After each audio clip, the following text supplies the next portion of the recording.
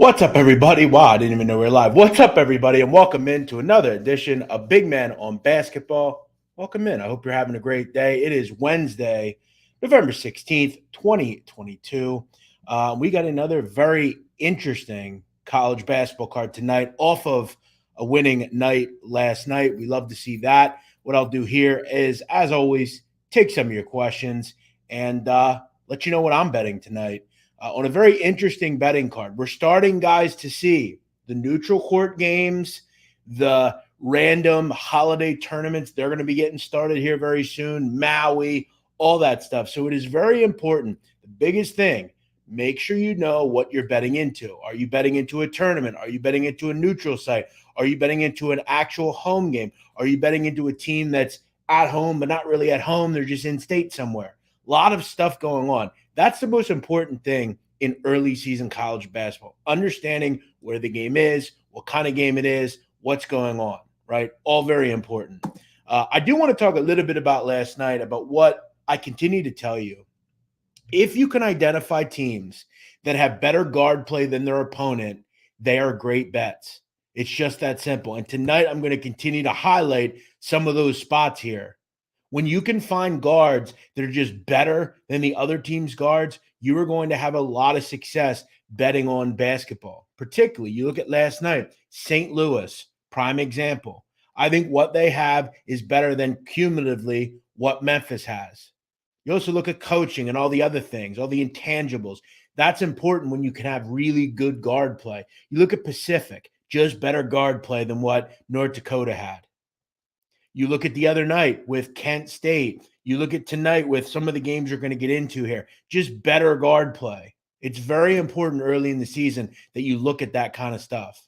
That said, on the show last night, 2-1, we'll take it.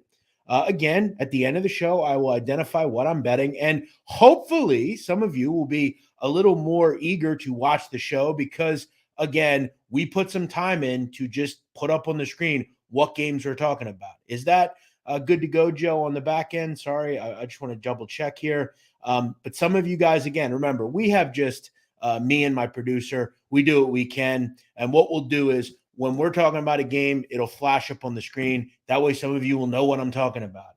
It sometimes seems like I have to walk some of you through every single thing I do, folks. Some of you guys are just, you just can't seem to follow any sort of directions or anything. This whole thing we do is about podcasts and audio and video. We're trying to get you to watch, particularly this show, because we're trying to build it. We're trying to make it better and improve it. So let's get right in to talking about the card today. Let's say hello to a couple of people here. We've got some regulars starting to congregate in here. Pinkman, what's up? Quincy, Ben, Scott, Chris, brother Paul, Noah, Sean, Ryder, Magaha, Mant, J-Rob, Matt, Taylor. What's up, everybody? Mant says, you make my day. Thank you, my friend. I appreciate that. Brandon Stillman, what's up, my friend? By the way, guys, I've already made a play tonight. I bet it last night. Texas on the money line, -115. Already played it, and it's now up to 2.5. So I'm just going to be very honest with you. If you didn't get it at the price I put it out, I have no opinion on what you have now. I have no interest in playing it at 2.5 or 3. I like what I have. This game could very much come down to really the final possession or two.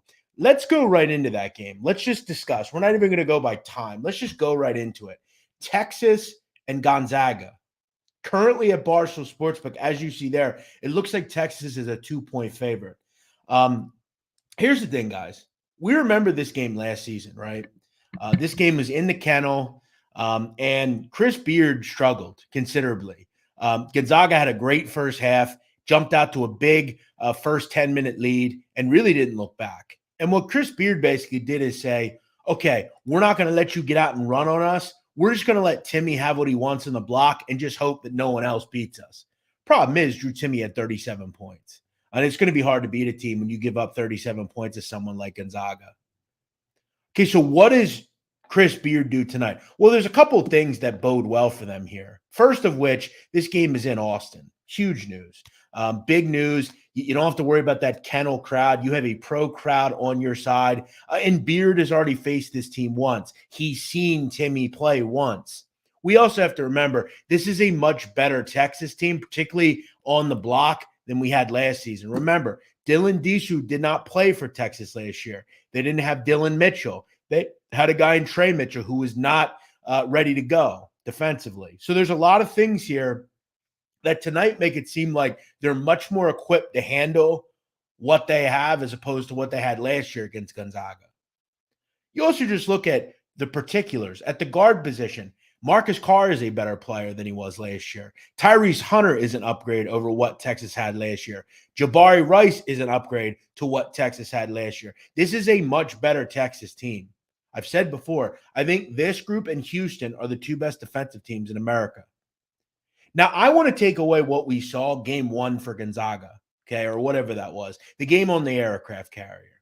I don't really put a lot of stock into it, but I will say I don't love the guard play for Gonzaga. I love Timmy. I like some of the intangible kids that they have, but I'm not in love with these kids. I'm just not. I'll take Hunter, Carr, Rice, those guys over what, crazy enough, call me crazy, what Gonzaga has.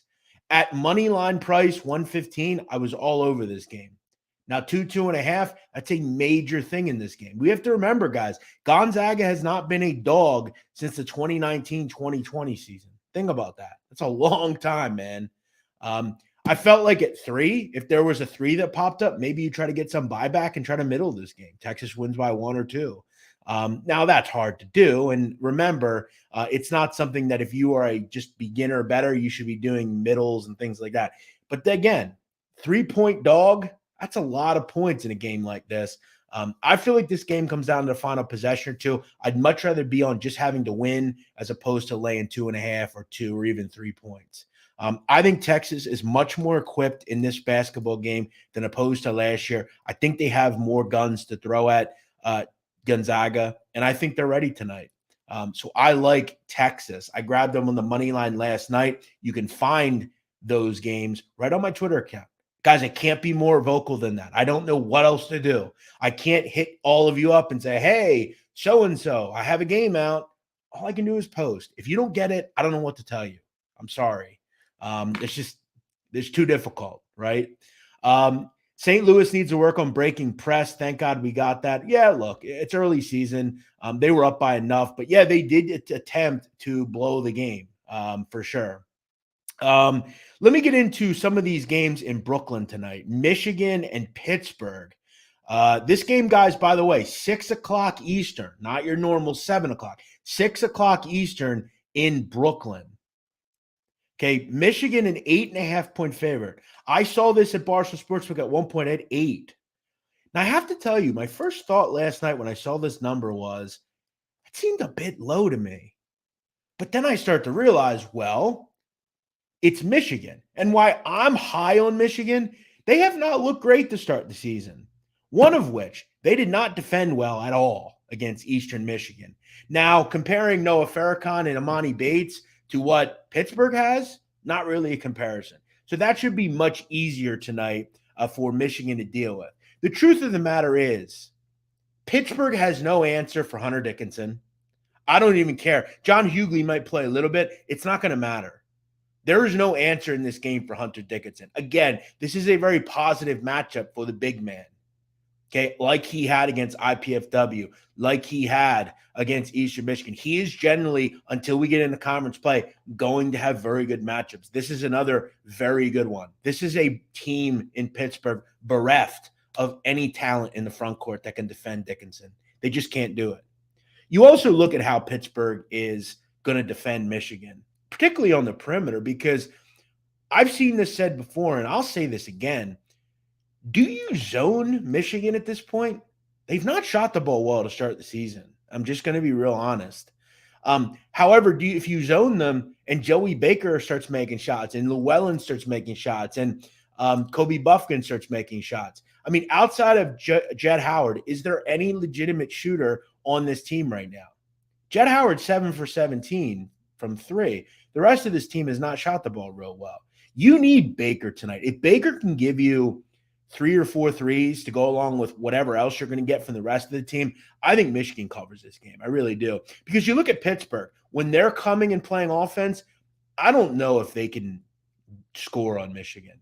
It's not been a great defense to start the season for Michigan, but you look at through 2 games for Pittsburgh, 64 3-point attempts in 2 games. What does that tell you? It tells you they have no real idea what they're doing on offense. It's moving around for 20 seconds and throwing up bad shots. That's what Pittsburgh is right now. And that's one of the reasons they were blown out the other night against West Virginia, a team that really isn't very good. Pittsburgh is a poorly coached team. Jeff Capel is not a good coach. I'm not sure if we didn't realize that a year or 2 ago when how many people left this program. How many people left this program in the offseason? This is not a well-coached team, and Juwan Howard should coach circles around Jeff Capel.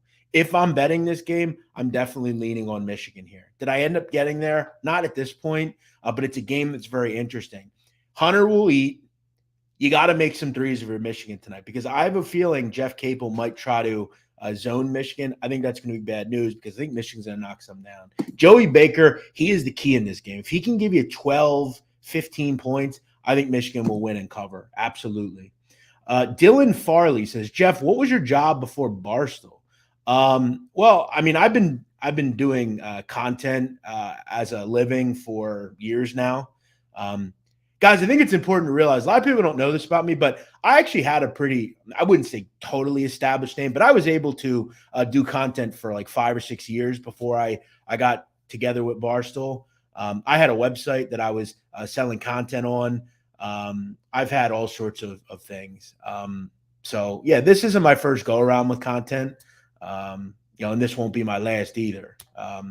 But yeah, I guess you're saying what was my last job before I did content for a living? I worked at a bank. That was that was a while ago, 2016 probably.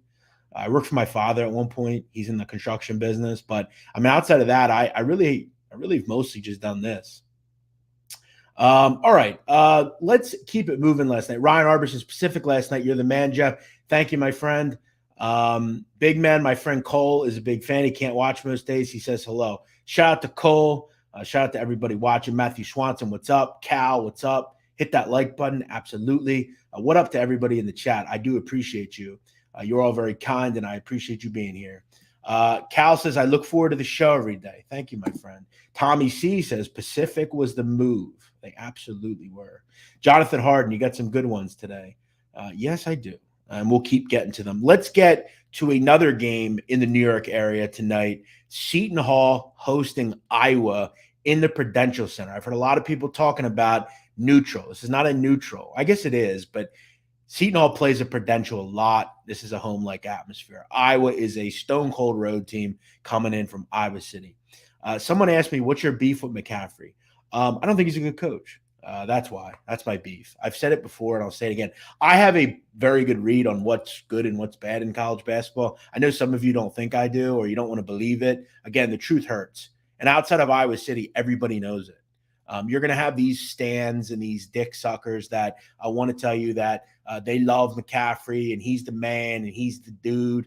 He's not. He's not a good coach. And that's been proven time and time and time again, judging by the fact that he's never gotten past the first round of the NCAA tournament in over 10 years of coaching.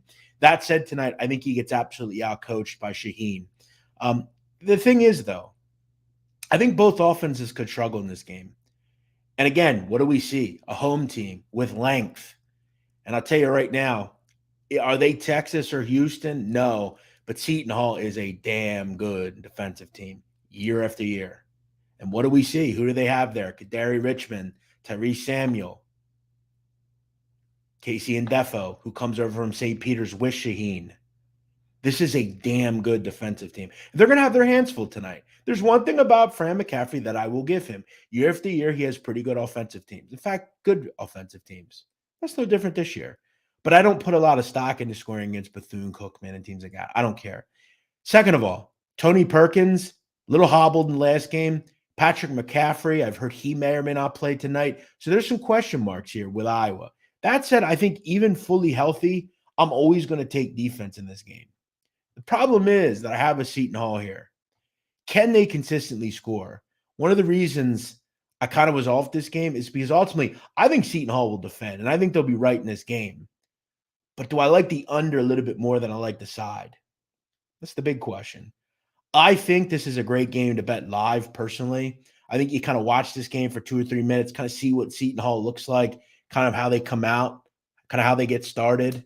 And the problem is if you can get a lead on Iowa, they're not good enough defensively a lot of the time to get back in games. Now, I think they are a little bit improved this year. You like Chris Murray, obviously. They're a big group. They can definitely match up with the bigs that Seton Hall are going to throw out there.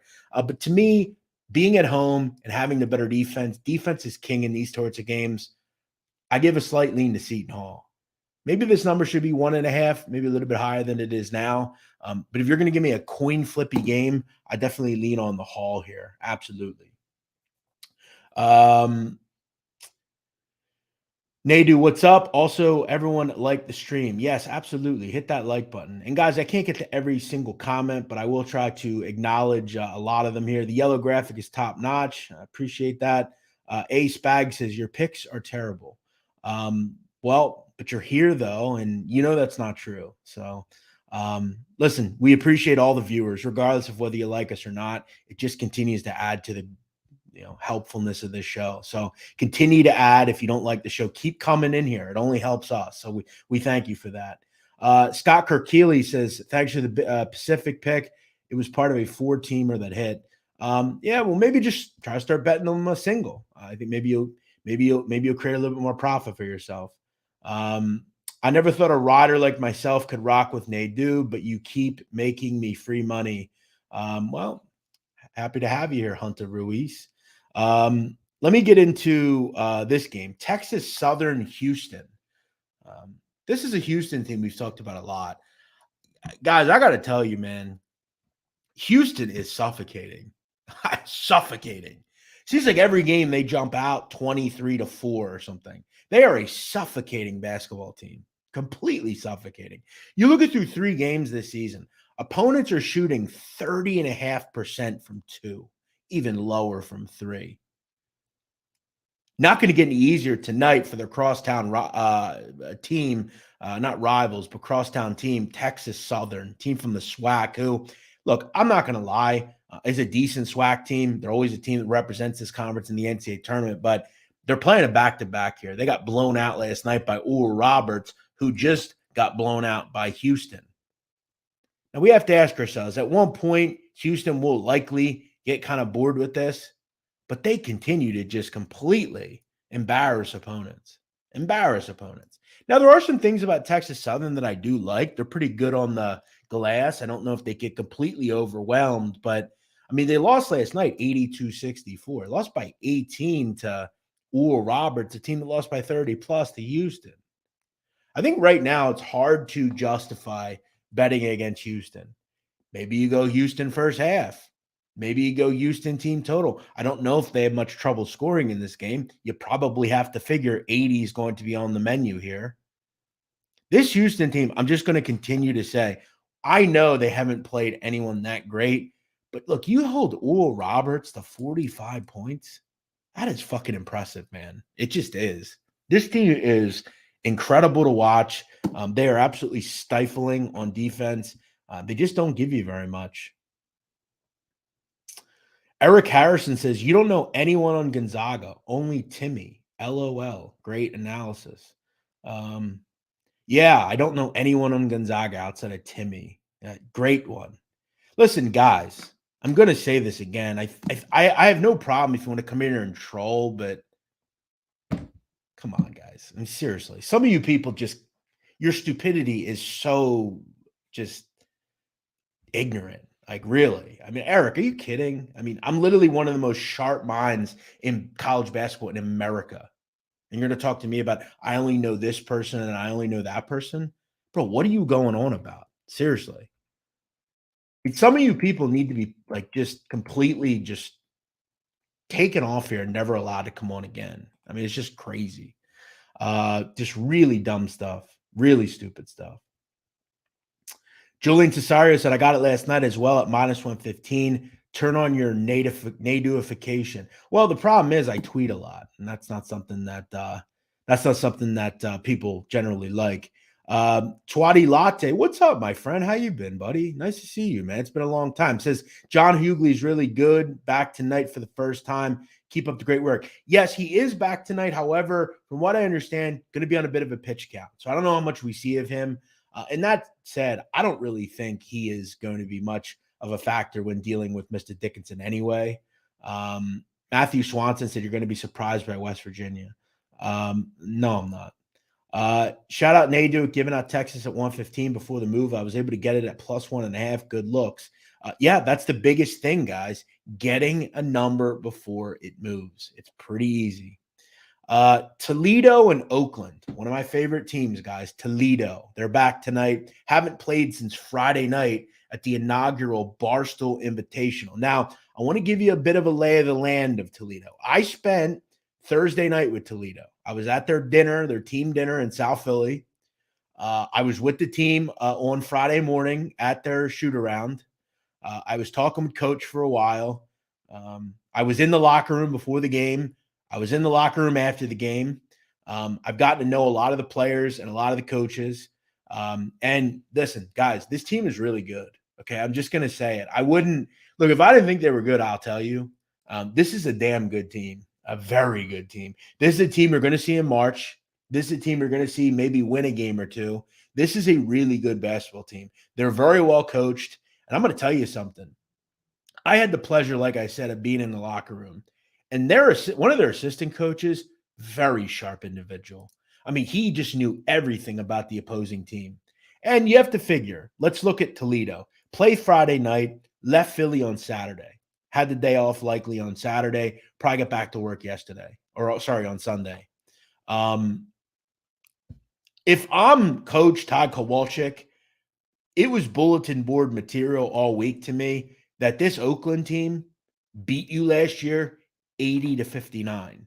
They absolutely crushed Toledo. That is bulletin board material to me. Okay, let's go out and pulverize a team that came in and beat our asses. They got a home court tonight. There's a lot of people excited on Toledo's campus right now. This football team's going to the MAC title game. Their basketball team has started out very well. They had Barstool there last night for the college football show. And guys, guess what? This Oakland team has gotten absolutely fucking destroyed on defense so far this season. This is a very concerning game if I'm Greg Kampe. I'm looking at this game and saying there's a couple of things that I'm worried about. First of which, everyone on this Toledo team can score, whether it's Shoemate, Moss, Ray J. Dennis, Dante Matta. It doesn't matter. Cochran off the bench. It doesn't matter. They have kids up and down this roster that can score the basketball. And they're a damn good defense. I know they didn't look great on defense the other night, but UAB is damn good. I thought they did pretty damn well outside of Jelly Walker, given the circumstances. They completely blitzed UAB in the second half. And I've seen the eye test on this team. They're really good. You also look at last season in that game that was 80-59. Jamal Cain had 29 points. Jamal Cain's gone. He's moved on. You take away the 29 points, Toledo wins by 9 or 8. Now, that said, that's not a great way to look at how and whether a team's going to win or not. But I think Toledo bashes Oakland in this game. I really do. I played Toledo tonight minus 13.5. I actually put this number at like 15.5. I think this number should be a little bit higher. I really like Toledo. I will keep saying it, and I think the eye test is important. Mark Klemeniki says, I like Toledo first half team total over at 41.5 versus Oakland. Any thoughts? Yeah, they're a very good team against the spread. They're a very good scoring team. They've always been good at lighting it up on the scoreboard. I know last season team totals were good, whether it was the first half or full game. And I'm going to tell you another thing, guys, about Toledo. This is another thing you can hang your hat on. Always a very good free throw shooting team. And over the last 2 seasons in college basketball, Toledo is number 1 in America and against the spread cover percentage. They cover fucking numbers. It's that simple. Jose Lacone, did you go to college? No, I did not. Any thoughts on Dickie V saying BMOC, big men on campus last night and not giving you a shout out? Definitely disappointed, but Dickie V can do what he wants, obviously. Are you going to talk? Rick Selling's his second game in Brooklyn. I'm going to get to it here in a second. Just bear with me here. I feel like I've been following him for 8 years.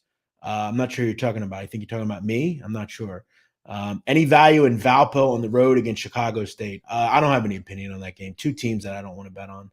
Tommy C says, Big Ev and Nadu, only real gamblers. Thank you, man. Yeah, Big Ev's a great gambler. We all know that. We've had him on this show before. That Temple Nova game was fun to watch.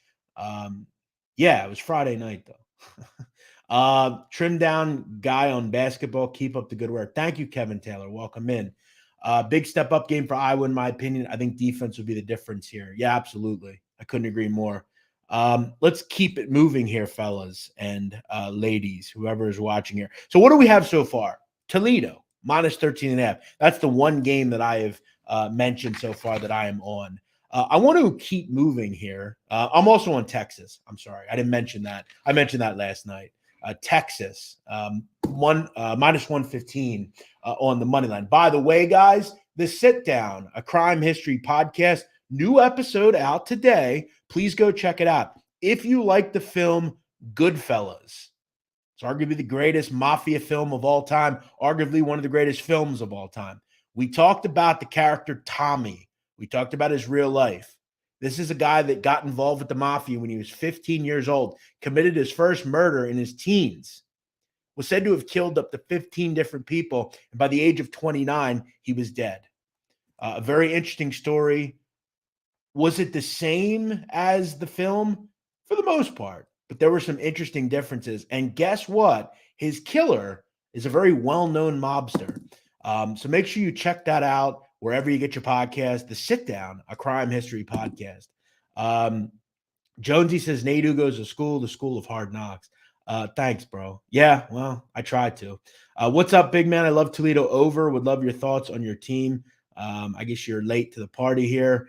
Twatty Latte, thank you. $5 super chat. Thank you, my friend. Definitely going to the fund of Nadu. Thank you. I appreciate that.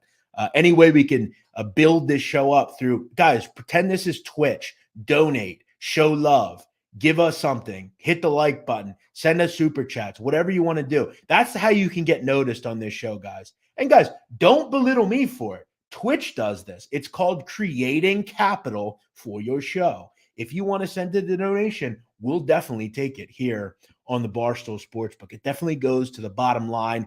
It helps. And all the money that we make goes to the employees and helps pay the bills. So thank you for the $5, my friend. You're a good man. I remember you from many years ago on other websites. What else do we have here? Okay, I want to get into Eastern Illinois and Ohio State. This is an interesting game here, guys. Ohio State laying 31.5. Big number tonight for the Buckeyes as they host the lowly Eastern Illinois. What is Eastern Illinois'? I forget their mascot. Is it Eagles? Do we know that, Joe? Do you know what their mascot is? Are you there? I forget offhand. I know Tony Romo went to Eastern Illinois. The Panthers was way off. I said Eagles, way off. Okay, so we look at Eastern Illinois so far, guys. I have this as the second worst offense in America outside of IUPUI. They're fucking awful. Awful. They've gotten blown out in all three games this season. 87-57 to Illinois, 76-60 to Central Michigan. And they did hang around against Illinois State, but only scored 49 points. So they haven't scored more than 60 in any game this year. Now you're playing Ohio State, who's right up there with the likes of Illinois. It's pretty simple. Now, a couple of things I want to make clear. Ohio State's looked absolutely terrific on the defensive end so far this season. Really have held both bad teams they've played in check. You look at the wins for Ohio State. Won one game by 38 and won the other game by basically 24, I believe. Big question, though, on this one. What will Ohio State look like as they head into Maui? This is the last game they have before they go to Maui next week. So kind of interesting. On Monday, they play San Diego State in Hawaii. So that's kind of interesting, right, guys? What are we getting here? Do we look ahead a little bit? We have a bad team we're playing. This is the worst team Ohio State's going to play all season. So here's what I'm thinking. When we go to Barstool Sportsbook right now, which I'm going to do, I want to take a look at the first half in this game. Because to me, any good team in the first half, a team like Ohio State, the goal here is if I'm Chris Holtman, I'm saying, guys, let's put this team away at halftime. Let's be up 25. Let's cruise. Let's get you guys out of the game by the 10-minute mark. That's what we want to do in a game. Julian Cesario says I jumped on Ohio State minus 18. I like it. That's what I would do here. This game has the feel to me of Texas, Houston Baptist last week. Remember that game? Thursday night? Told you guys to bet that one. Eastern Illinois is shocking. This is a horrible roster. Horrible roster. And again, for this group, it's going to be difficult just putting possessions together, let alone scoring a basketball. It's almost going to be impossible to score in a half court. It's going to be very difficult. Very difficult. I like this spot in the first half. Now, I want to double check that we're getting the best line here at the Barstool Sportsbook. Bear with me 1 second. By the way, Kent State rolled already today. An easy winner for that group. I didn't end up playing it. What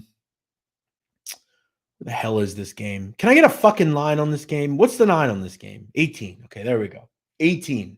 I'm going to lay the 18 in the first half here with Ohio State against Eastern Illinois. So there you go. 3 plays for you. 3 plays last night, 3 plays tonight. I'm going to rock with Texas on the money line, minus 115. Got that last night against Gonzaga. Toledo at home, minus 13.5 against Oakland. Third game, Ohio State, first half against Eastern Illinois. I think you're looking ahead a little bit. Get your boys out early and be up by 20 plus at the half. You always talk about the SWAC and never the Sun Belt because I don't care. I hate the Sun Belt. There are just certain conferences I don't like to talk about. J. Rob Edit says, Nadu needs a fat ego check. Well, then come give it to me, motherfucker. You ain't going to do shit. I'll do what the fuck I want. Life's too short, bitch. I do what I want. Listen, you come in here and you act like a dickhead, I'm going to treat you like one. You need a fucking ego check. Come give it to me then. You can find me anywhere you want. Come give me an ego check. Life is way too short to not be confident, my friend. Maybe you should take some advice and get some confidence. All right, let me go through 2 more games here. Arkansas and South Dakota State. This is an interesting one, guys, because I remember someone yesterday on the chat came in here and said, hey, did you see that Arkansas is going to get South Dakota State off of a game last night? And I thought, well, that's interesting. They play in Sioux City or wherever they were, Sioux Falls. Now they're going to go down to Bud Walton and play Arky. Arky, a 15-point favorite, total 152.5. Pretty interesting.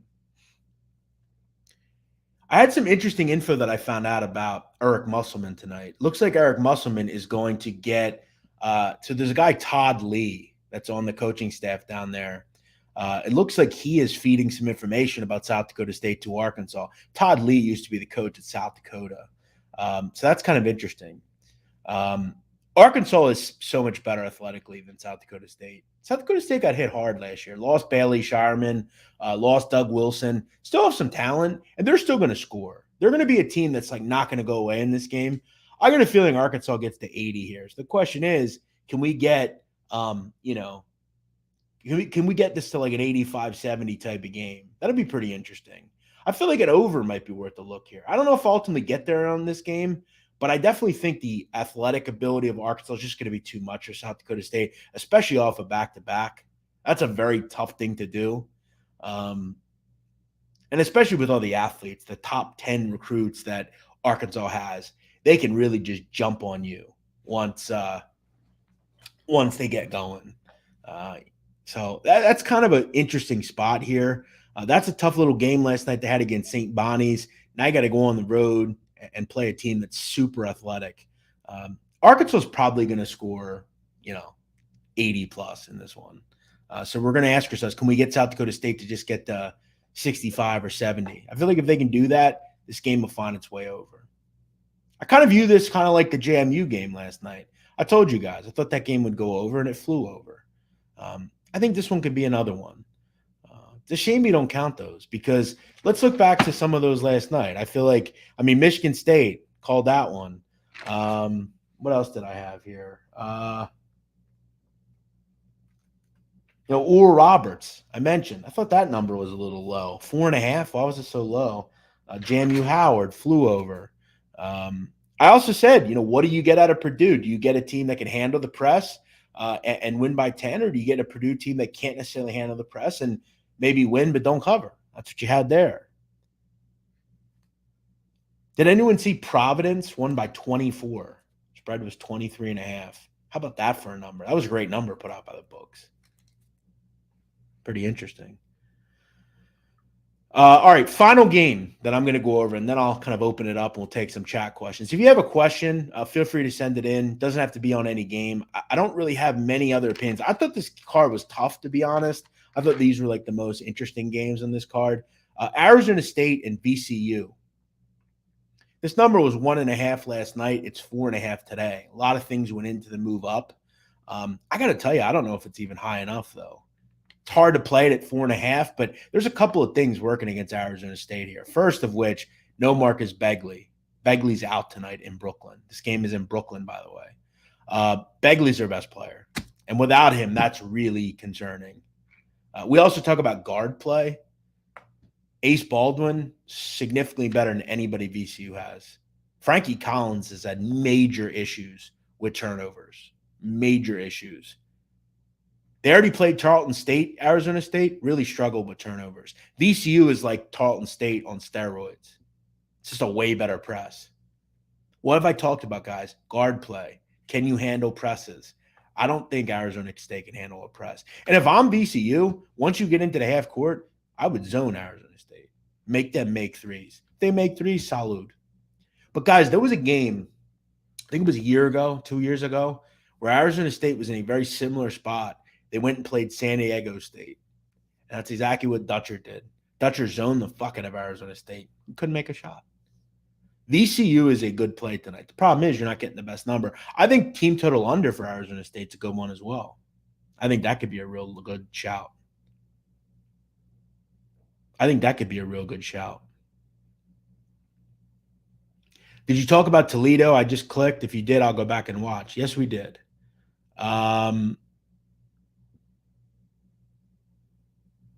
All right, get this guy out of here with the beef. Get this Chris guy out of here. Get rid of him. He's putting addresses up. Get him out of here, please. There's, I don't care if you call me fat or whatever, but come on, guys. I mean, there's people putting up addresses in here and stuff. That said, I couldn't give a fuck if you know about my addresses. Come see me. Listen, guys, you're never going to scare me with that. I got guns too. We all can defend ourselves here. When you start mentioning people's addresses, that's when it comes a little concerning. Get him out of here, please. Thank you. I like Seton Hall. My nuts. We talked about that. No, I don't think you're nuts. I would definitely lean that way as well. Thoughts on Maction? Yeah, I'll get into Maction in a minute here. Thoughts on Harvard? Not really. And that's a crosstown rivalry. Charleston or Northeastern against Harvard. I don't have much in that one. Canisius money line. I'm not betting Canisius. Sorry. Thoughts on Florida Gulf Coast against Tennessee? Yeah, there was a challenge by Rick Barnes put out there that that they were just kind of soft, basically. And he called his guards out. I got to be honest, guys. I'm not a big Vescovi guy. Zakai Ziegler, he's all right, I guess. You're off a loss to Colorado. FGCU is tough. Ask USC about FGCU.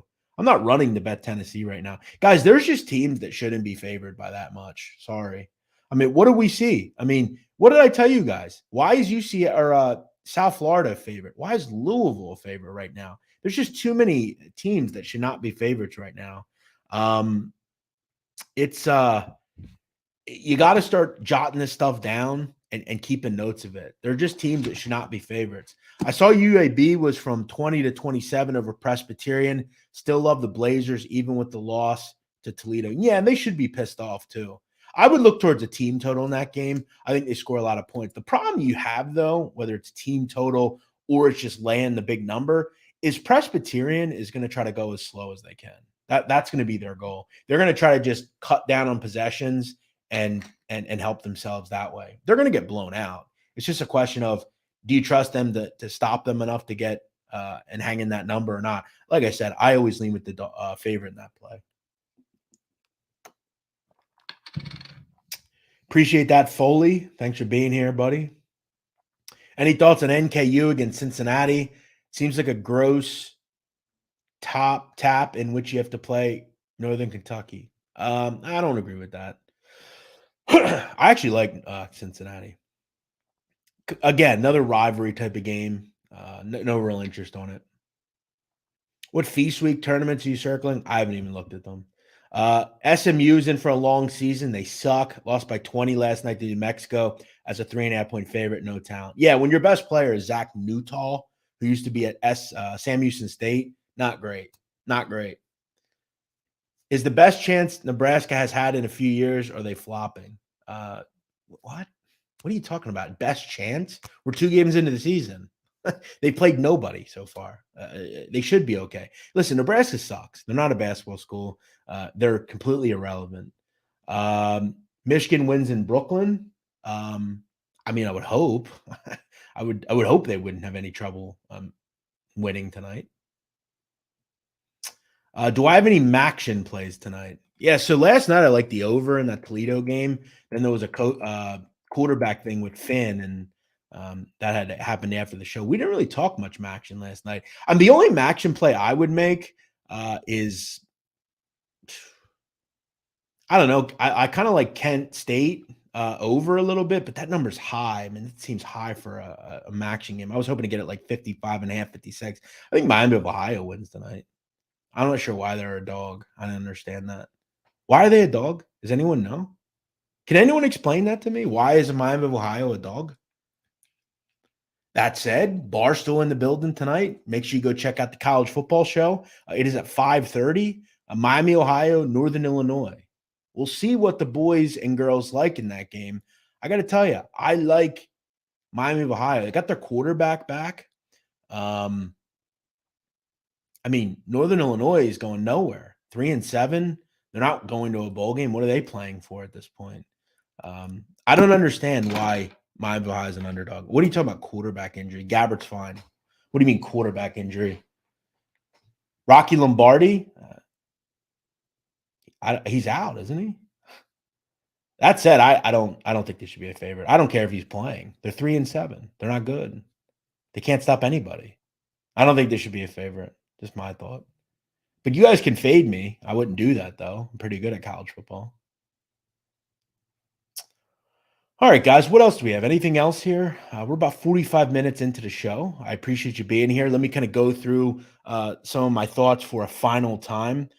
Tonight I played Texas. I got 115 on the money line. I bet it last night. I threw that out on Twitter. I also like Toledo, minus 13.5 against Oakland. I think they get some big-time revenge after last season. You'd have to think that was bulletin board material all week in Toledo. And I also like Ohio State, minus 18.5 in the first half against a very poor Eastern Illinois team. Eastern Illinois is shocking. Even when a top team is playing a scrub team, how many points is too many points that you have to take the dog? You got to be more specific. Football, basketball. Any thoughts on BYU and Missouri State? I don't think Missouri State has played a Division I opponent yet. Not going to be easy to play BYU. Didn't have much on that one. Why did the Michigan Pitt line drop to 5? Let me see what you're talking about. I didn't hear about that. Is that true? Let me take a look here, guys. Bear with me 1 second. Yeah, I'm not seeing that. I see 8.5. Yeah, Zapico, I think you're trying to, spread rumors. It's not true. It's not true. All right, guys, I'm going to wrap this thing up. Thank you for joining me today. We went over plenty of games, plenty of comments, plenty of questions. I hope you all have a great evening. I hope you enjoy another fun night of sports. We got college hoops. We got NBA. We've got the college football, Maction. We've got Jim Root back on the show tomorrow, 3-man weave. I know you guys enjoyed the 3-man weave segment last week. We've got Jim Root back this week as well. So I'm looking forward to that. Bretsky says Arizona State. Have fun with that. They have point guard problems and their best players out. So enjoy yourself there. So yeah, we'll be back tomorrow. Same time, same place here on the Barstool Sportsbook YouTube channel. Make sure if you're on your way out, you hit that like button. And like I said, we'll be back tomorrow. Jim Root from Three Man Weave joins us as we go over another very interesting card in college basketball. Have a great night. Enjoy the games. We'll see you tomorrow.